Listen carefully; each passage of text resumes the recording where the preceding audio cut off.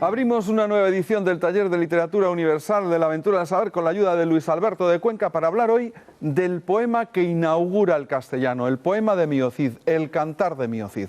¿Es realmente el primer poema en castellano, Luis Alberto? Bueno, no es el primer poema en castellano, pero sí es la primera muestra de la epopeya del género épico en castellano. Porque antes tenemos las jarchas, por ejemplo, que son composiciones escritas en castellano, pero en caracteres árabes, que se descubrieron a partir del año 48 y que son una riqueza extraordinaria de poesía lírica. Pero en poesía épica la primera muestra es el Cantar del Cid, porque se han perdido otros cantares probablemente previos, como el Cantar de los Infantes de Lara, que ha reconstruido don Ramón Menéndez Pidal, y otras muestras importantes de nuestra épica primitiva que solo se conservan fragmentariamente. ¿Y de cuándo data? Roncesvalles, por ejemplo. Ajá, claro. El equivalente castellano a la chanson de Roland, que otro día hablaremos. Claro que sí, la próxima vez que nos veamos. Ah, mira, qué bien.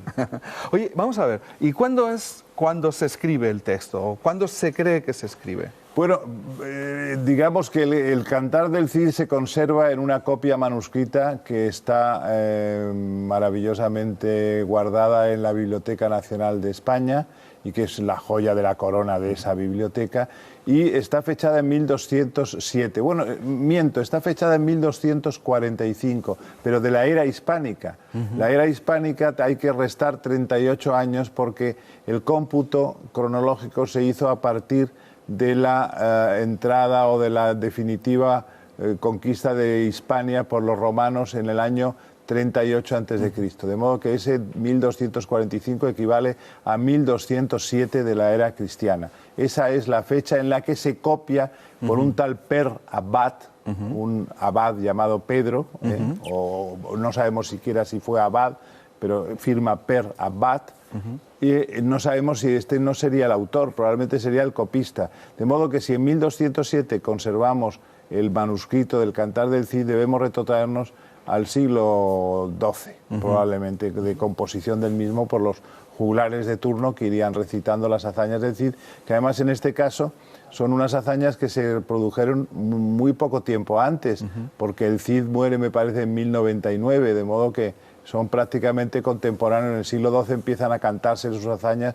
de una manera muy inmediata. Al contrario que el otro día hablábamos de los Nibelungos se está hablando de algo que ocurrió siglos atrás. En este caso solo una centuria en todo caso.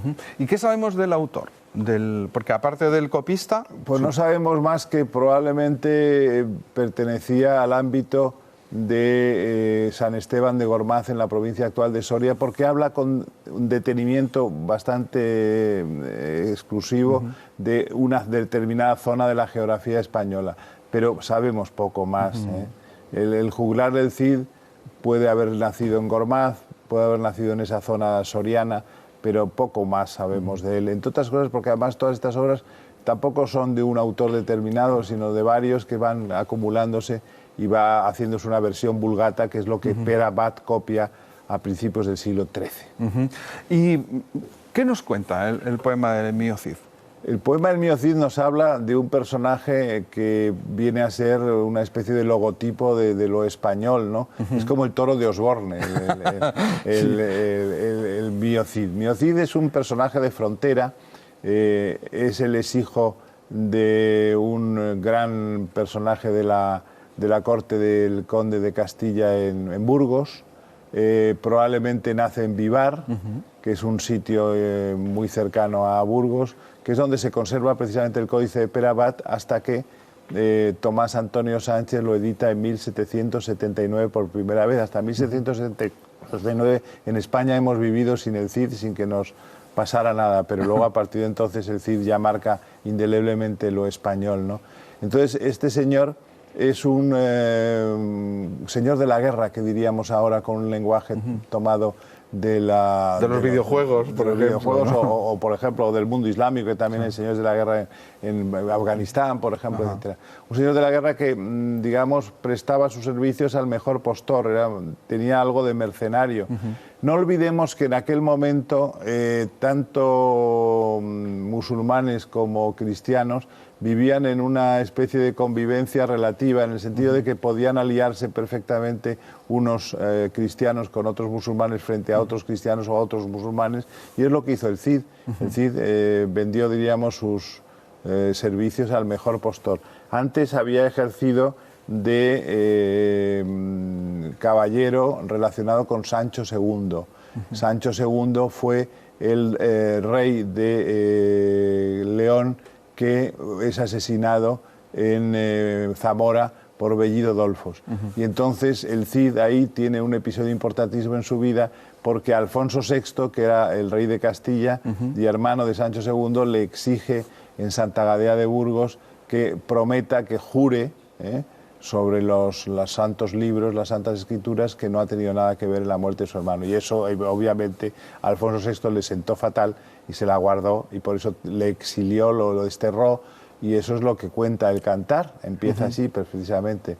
Cuando entra en Burgos, camino del destierro, Miot Cid, Rui Díaz en Burgos entrove, en sue compañas 60 pendones, e xien lo de mujeres e varones, burgueses e burguesas, per las finiestras sone, con la E paragógica del final, porque todo rimaba de una manera asonante, pero con la sílaba trabada que añadía una E, sone, en vez de son. Oye, y vamos a ver, en teoría se divide en tres partes el poema, ¿no? Y por lo menos es lo que sugiere Menéndez Pidal. Y la afrenta de Corpes. La afrenta de Corpes. Entonces, lo que sugiere Menéndez Pidal es que era en tres estancias cuando se leía el poema, o sea, en tres momentos diferentes. Pues probablemente, pero vamos a ver, el juglar visitaba las cortes itinerando y cantando sus canciones, evidentemente por un pedazo de pan, por una buena cena y también por dinero, probablemente. Entonces, yo creo que don Ramón, que conocía perfectamente el funcionamiento del mundo juglaresco, él tiene un libro maravilloso que se llama Poesía juglaresca y juglares, que lo estudia todo de una manera admirable, pues lo lógico es que el juglar en una sesión no le diera tiempo a leer todo el poema, entonces lo fragmentaba, ¿no? Probablemente de esa fragmentación surge esa organización tripartita del poema. Oye, ¿y el poema, que está dividido en tres partes, tiene la misma métrica en las tres partes? Bueno, es una métrica muy relativa porque no es muy exacta. Tiende al verso de 16 sílabas, cortado en dos, con cesura en el medio. De ahí vendría el romance posterior, ¿no? Miot Cid Rui Díaz por Burgos entrove, en sue compaña 60 pendones, e xien lo ver, mujeres de varones. ¿Ves? La cesura existe, pero por lo general se suele editar, aquí tenemos una edición espléndida de Alberto Montaner Frutos, se suele editar todo seguido con el verso que tiende a las 16 un espacio sílabas, en medio para hacer ver, ¿no?, dejar ver la cesura. Ajá. Bueno, vamos a ver, y hablemos un poco del estilo. ¿Cómo es el estilo? Pues el estilo es un estilo épico, por lo tanto comparte, diríamos, molde estilístico con toda la épica del momento, con el Nibelungenlied, con la chanson de Golan, etcétera. Es un mundo de épica popular, lo que llamamos, ¿te acuerdas en otro programa? Volksepos, la épica de origen popular. Existe la otra épica que es artística, que es la que es un nombre propio el que la escribe, la Araucana de Ercilla, o la Eneida de Virgilio. En cambio, Homero ya no es un nombre, sino es una tradición también juglaresca como esta. De modo que me habías preguntado, perdón. Sí, no, por el estilo, ¿no? Porque el estilo es un estilo épico, pero en el caso del Cid es un estilo muy personal porque es muy realista. Sí. Y tiene, por ejemplo, una atención al mundo económico de la época que nos permite perfectamente visitar lo que podía ser la vida cotidiana del momento. Hay una obsesión por lo económico. los judíos Raquel y Vidas que le ofrecen dinero para que se pueda para que marchar, pague las ¿no? soldadas a sus hombres, etcétera, para que se pueda marchar al destierro. Todo tipo de precisiones de carácter económico, y no solo de carácter económico, sino de carácter jurídico. Es un poema extraordinariamente jurídico, cosa que la épica tradicional europea no entra en esos detalles de una reglamentación jurídica, sino que va más bien a la aventura y a lo que significa, digamos, las hazañas y a la del héroe, lucha, ¿no? y al combate. Sin embargo, en el Cid hay algo tremendamente cotidiano, doméstico. Cuando, por ejemplo, deja a doña Jimena en San Pedro de Cardeña, de repente el juglar tiene un acierto extraordinario cuando dice: así parten unos d'otros como la uña de la carne.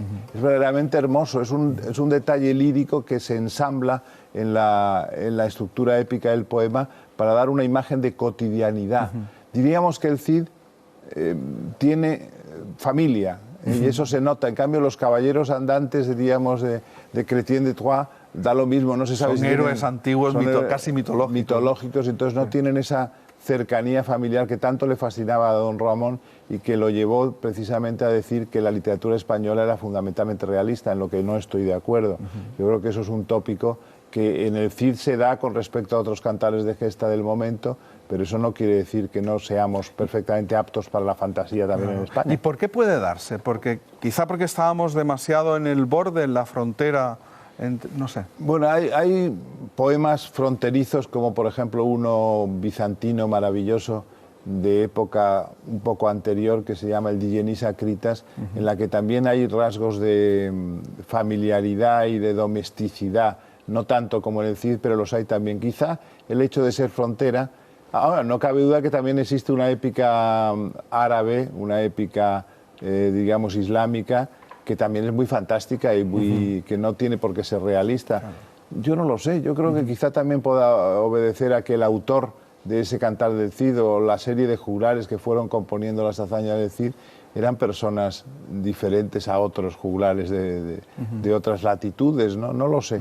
Pero en cualquier caso tiene peculiaridades el Cid que no tienen otros poemas. Se nos ha quedado muy corto este espacio. Me dicen que tenemos que despedir la entrevista, pero me gustaría por lo menos que concluyéramos con una especie digamos, de opinión sobre digamos, el mensaje moral, ¿no?, que hay detrás del poema. Bueno, el mensaje moral, no hemos hablado de los malos del poema, que son malísimos. Por ejemplo, los Infantes de Carrión son los perversos más grandes que ha habido en la literatura española, yo creo que desde el Aunque principio. No son reales, ¿no? Parece que era una invención de... Pueden ser, pero un correlato real tendrían que tener. Lo que ocurre es que no puede decirse que eran dos personas, Diego y Fernando, me parece que se llamaban, González, que no eran personas, digamos, identificables biográficamente con una serie con unos nobles de la época. Pero yo creo que eso también ayuda a fijar un concepto moral que tiene el Cid, de que realmente es un hombre justo dentro de esa situación suya de mercenario que puede vender sus servicios al mejor postor, pero es un hombre que tiene familia, que vela por el honor de sus hijas, que quiere a su mujer de una manera entrañable, a doña Jimena. Todo eso se ve perfectamente en el poema, que al final nos infunde, como todo poema épico que se precie, una lección o una inyección de buenos pensamientos y de buenos deseos, porque realmente hay una gran cobertura moral en el poema del Cid, y eso se percibe desde el principio hasta el final. Muy bien, Luis Alberto, muchísimas gracias, nos vemos dentro de 15 días. Hablamos del cantar de Roldán. Nos vamos entonces a lo más fantástico desde lo realista. Muy bien, que además también influyó en el poema del Mío Cid, según parece, ¿no? Bueno, es que don Ramón, por ejemplo, que es probablemente la fuente que tienes al respecto, escribió un libro maravilloso sobre el cantar de Roldán que se llamaba La chanson de Roland y el neotradicionalismo. Entonces ahí pues se escarbó, porque como él y el Cid eran ahí la misma cosa, pues entonces tenía que buscar siempre raíces en cualquier cosa. Pero yo creo que son dos cosas muy diferentes. Muy bien, muchas gracias.